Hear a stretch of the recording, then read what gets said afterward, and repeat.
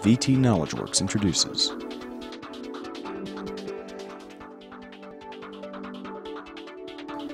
Let me again thank the judges today, Braden Croy, Connie Brosby, Marty Muscatello, Alex Euler, and Mike Thrall. So we start the afternoon with Braden Croy and Eric Lieberly on Cloud Conservatory.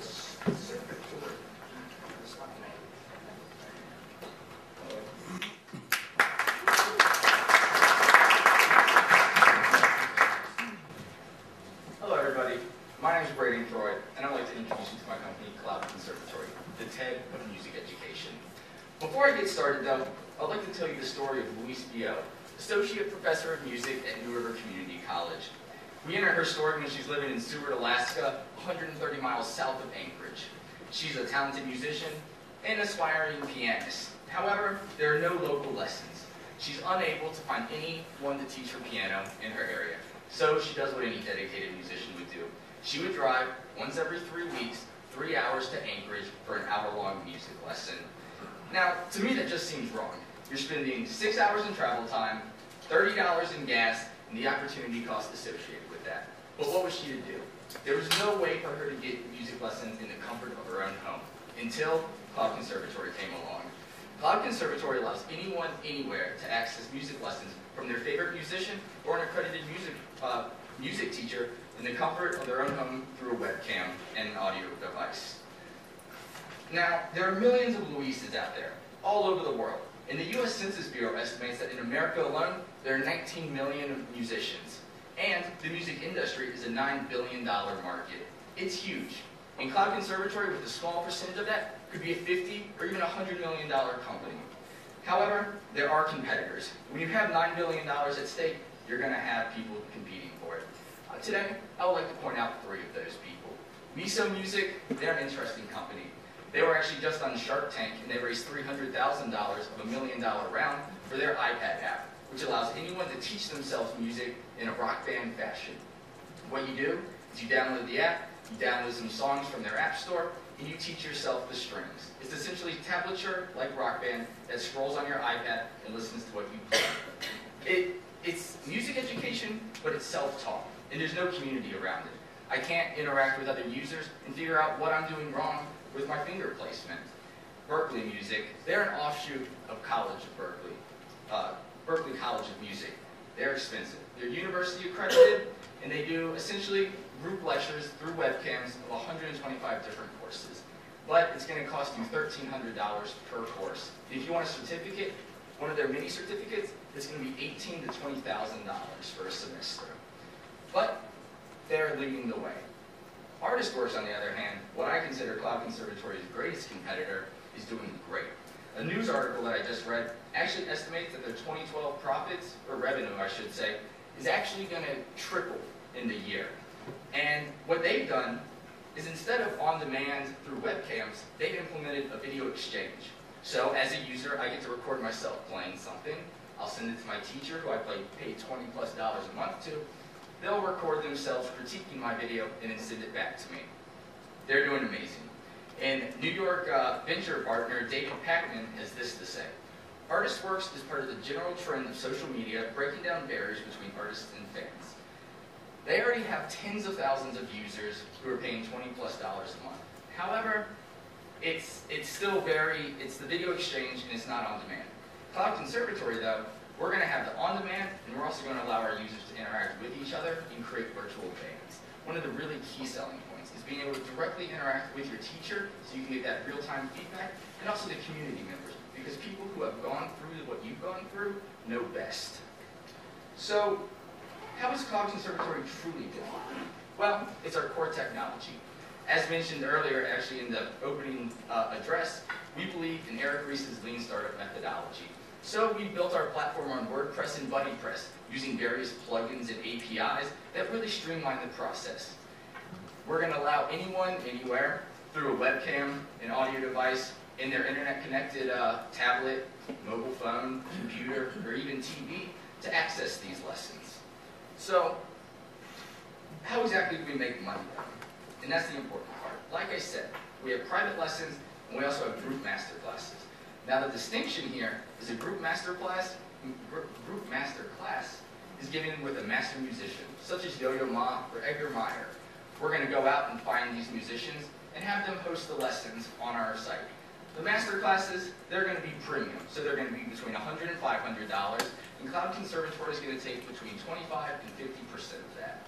Private lessons, in the master classes, they're going to be 15 to 45 students per. So we're making up for it in bulk, one teacher with many students. Private lessons, on the other hand, if you truly want to get down to the nitty-gritty of your instrument and have that hands-on experience with a great teacher, you can have between $20 and $60 an hour. You'll be able to get a private lesson from anywhere in the world. And Cloud Conservatory is going to take about 25 to 35%, depending on the teacher's level of accreditation. Our third way of making money, that's going to be affiliate commissions in marketing. Cloud Conservatory has an extreme niche market. It's music players. And there are companies such as Yamaha and Fender who pay a premium to get to those users. There's also, those members need strings for their instruments, they need coils for their trumpets, or they need reeds for their saxophones. So we're going to provide that through affiliate commissions.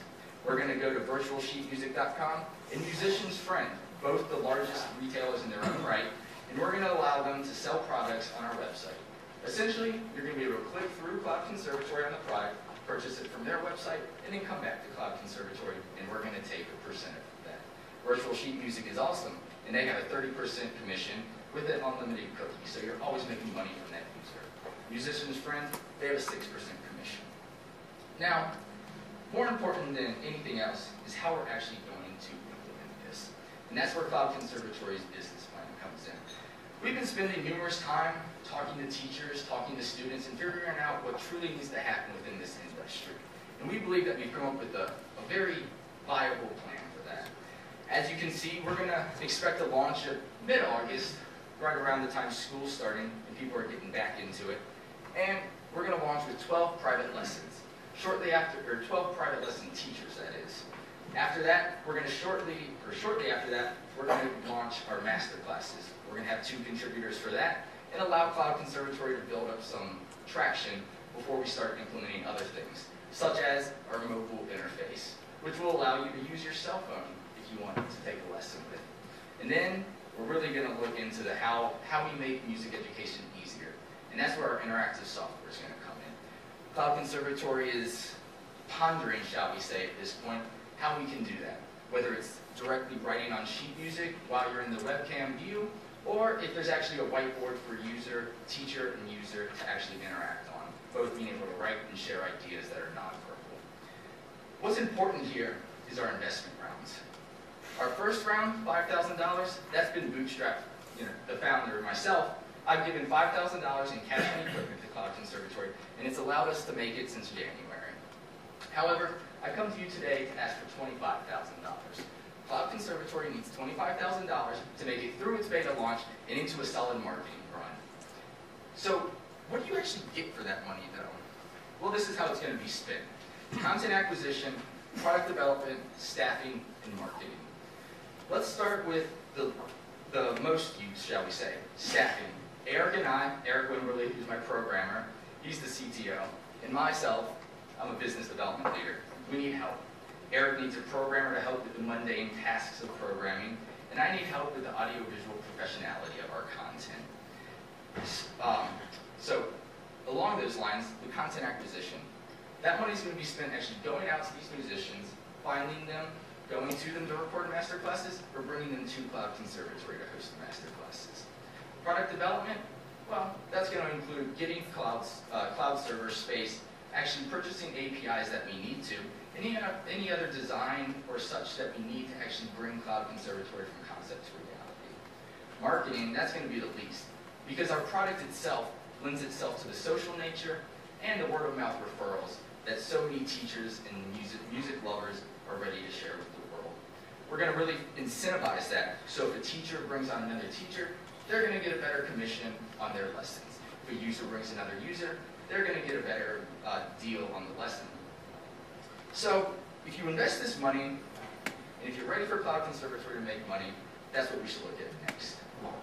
And It's our financials. Cloud Conservatory will be profitable by second quarter 2013 if all goes according to plan, which unforeseen obstacles might pop up, but our team is solid enough to advance past those. Now you might be looking at this and saying, $14 million. How are you going to do that by 2015? Well, let me put it something different. $14 million is providing lessons to 15,000 Luises twice a month, and we can have an easily $14 million company. And Luis, I meant to mention this back at the revenue slide, her predicament, if she could take Cloud Conservatory in and do that, instead of having to drive, she could take 2 to 3 extra lessons a month instead of having to pay for the gas. So, who is leading this? Well, it's myself. We have 2 team members. Unfortunately, Eric couldn't be here today. He's actually at work right now. I'm the CEO, if that's what you want to call it. We're not big into titles at this point. But I'm really focusing full-time on the business development. I've been in contact with teachers, I've been in contact with students, and I've been in contact with business leaders trying to figure out how to tailor a product to this market. I'm a human geography student with a concentration in international development, which allows me to look at how and why I should tailor a product to each individual cultures, because Cloud Conservatory is a global product. Eric, well, he's an engineering genius. He considers himself a computer language and security expert. He's actually been able to hack Google and got on their Security Hall of Fame for letting them know about the security breaches. He has 5 years experience at Harmonia in the CRC and various other freelance work. He's pretty much built the entire website for Campus Cookies. But if you look at the management team, you have to look at who's behind them, and that's where Cloud Conservatory shines. We've been able to find some amazing advisors and mentors in Blacksburg and in Syracuse, where a true music education population abounds, with Eastman at Rochester, Juilliard in New York City, and Colgate a little bit south of Syracuse. Douglas Kinney Frost, he's our music advisor. He's the director of music at Syracuse Opera. He's an internationally renowned conductor. He's conducted in Russia, Argentina, and was most recently in Los Angeles and is currently back in Syracuse. Jim Flowers, who's here today, he's been a mentor of mine for about 10 months. He's seen me through the ups and downs of entrepreneurship, and he showed me what it means to be a true entrepreneur and how to build a sustainable business. So I come to you today asking for $25,000 of your money, and it will allow Cloud Conservatory to be profitable, to meet its beta launch, and be profitable by second quarter 2013. Before I leave you today, I want to leave you with an image of the power of music. And Eric Reese, a musician, an original choral conductor, has amassed, he wrote original composition. He went to his fans and said, I want you to be the first to produce it. And they overwhelmingly said yes. He got 2,000 submissions from 56 different countries of each individual person filming themselves on a webcam and singing his original choral production. This piece of music is powerful. It still gives me goosebumps to this day. It's our harmonic melody that portrays both the visual and auditory stimulus of music, with fans, in contact with artists, in contact with teachers. So thank you very much.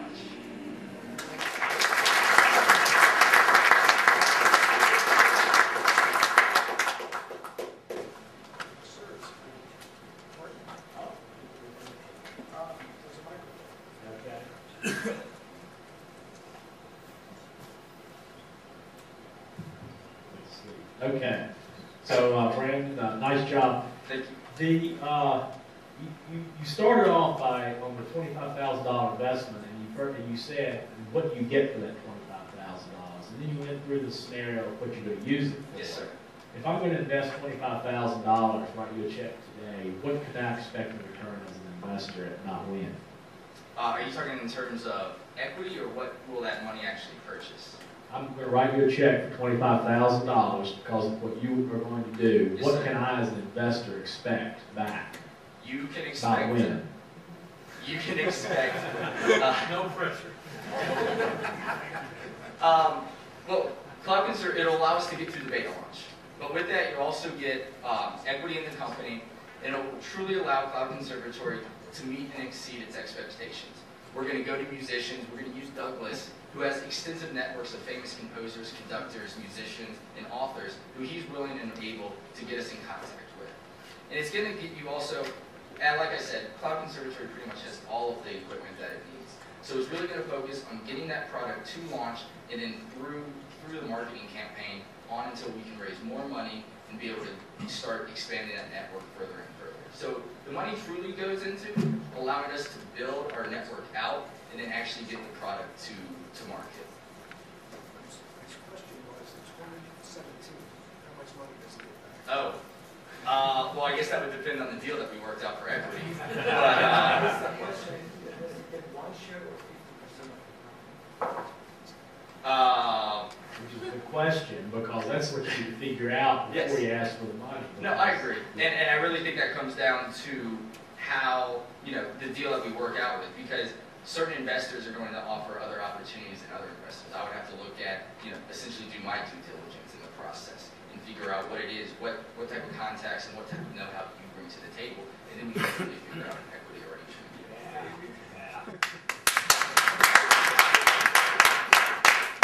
So if you don't get the $25,000, where will you be next month? We'll still be going strong because I've been blessed with money, and, well, not a lot, but enough to keep Cloud Conservatory going until I can find that money or until we can launch. And like I said, the minimal viable product, our website, we already are able to sell any video product or any written product or anything that's not live recorded.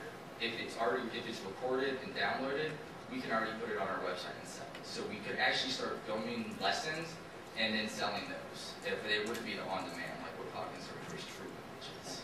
Next year, how will you fail? How will we fail? Yes. Well, I was expecting that question because I've asked every other team that. Cloud Conservatory, it would fail for numerous reasons, but it would really hinge on the fact that if we can't build that network out, if we can't get in contact with these musicians, if we can't get in contact with the teachers, and if we can't actually create a community of users to use the product, that's going to be why we fail. It's any sort of website, it's going to be pretty low cost to get up and then to actually maintain. But we're going to need to focus on the customer support and making sure that the users find it to a degree of usefulness where they need to keep coming back. Where it's the only way that they can keep improving on their education as a musician and keep getting those, if they're a university major, keep getting those A's. Or if they're a 50-year-old who's thinking to retire and wants to play something for their wife, we need to be able to do that. You know how expensive it is to build a website? Yes. How expensive? Thousands and thousands. Well, as Ufolio said, they had 1,600 hours for 50,000, 80,000. So, I mean, it's thousands. That's why I'm coming to. But that's why I'm coming today for money. But if through the lean process, we'll be able to start. We don't need everything built up front. We'll be able to get our minimal viable product out there, and then we'll be able to iterate to what the customers actually say and what they actually want. So my question is about your competition. Okay. Is there a slide? Yes. Can you go back to that? Yep.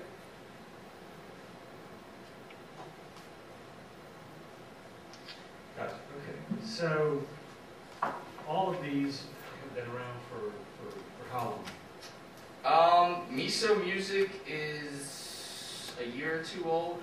ArtistWorks is a few years old, and they actually just redid their website. And Berkeley Music, like I said, is an offshoot of Berkeley College of Music, which is an accredited university. And I've talked to numerous people who have used the Berkeley Online, and they say it's just, you're essentially just run through the system as in any university. You don't actually get that individual attention that you need. So it's a pretty early stage market, like the online music education market. So, let me ask you the key question. Why do you win and beat the incumbents? Well, like I mentioned, the on-demand aspect of it and being able to choose a teacher that's right for you. So if I'm living in Blacksburg, Covington, any small town, you have a very, very limited pool of music teachers. And it's extremely hard to find a teacher that meets your needs, your personality, and then knows what you're trying to get through. So if we can build up that network of teachers, then each user will be able to find someone that's right for them and then be able to pursue that. But we're also going to really focus on users teaching users. So what it comes back to is it's the virtual bands thing. Users will be able to interact with each other, not only teach each other, but be able to form their own band. So if I'm playing saxophone here and I want a bagpipist, I could go to Ireland and find someone. And if I want a marimba player from Africa, I could get them in there as well. So it's putting musicians in contact with each other. And just like what David Pakman says, it's the general trend of social media breaking down barriers between artists and fans. And if we get the artists on there, then their loyal fans are going to follow them, saying, I want to learn from them. I want to be able to say that I've understudied with Yo-Yo Ma. So I actually think this is more about content than the platform itself, and the Agreed. features and the UI. So I'm just wondering if you've given any consideration to quality assurance when it comes to content. And that's the initial master. Are you talking about private lesson content or the masterclass content? Oh, well, both.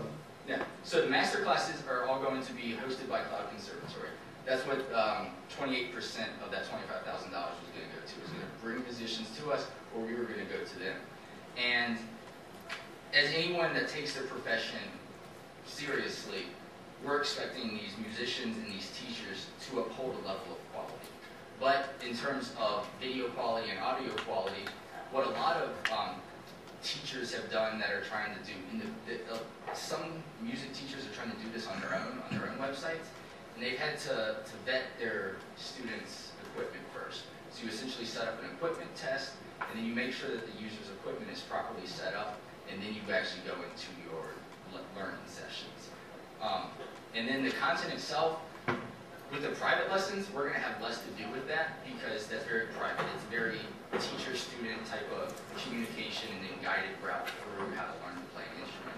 The master classes, we can find and pick and choose the holes that maybe we're missing or the feedback that we're getting from our users about what they want to see on the website, what they would like to learn. So maybe 1 week we're having electronic music and then the next week we're having classical piano.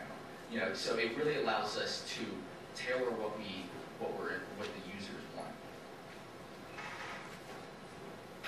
I noticed you have listed Cloud Conservatory as one of the lower price options. Yes. And I know there are circumstances in life, I don't know the demographics of artists and musicians, but in some demographics, people don't buy the cheapest car or the cheapest house or the cheapest wine. The comment you made that caught my ear I'd like to hear more about is you said Berkeley is leading the way at $1,300 per course. What did you mean by that, that they're leading the way? They're leading the way at universities. Just as MIT has come out with MITx, or Stanford and Yale have been put on academic earth, it's universities trying to find new ways. And I'm saying to the users that you don't have to go into this system. You can do it through Cloud Conservatory and still get that same education. You can actually get a more personalized education because you are interacting one-on-one. Suggestion, real life. Okay. Have you looked at Kickstarter? Yes. Because for what you're doing and the amount of money you're looking to raise, and the stage you're in, We're actually planning a Kickstarter right now. It's in discussion processes. Nothing's come to fruition, but we're thinking about what we're going to do for our prizes and kind of bring people in through that. So just the nature of the business itself allows it to original recordings that you could get if you donate to Kickstarter, or the opportunity to have a one-on-one with a teacher, to be able to meet them in person, meet a musician in person. So there are various different ways that we can get people to our Kickstarter. good, thanks.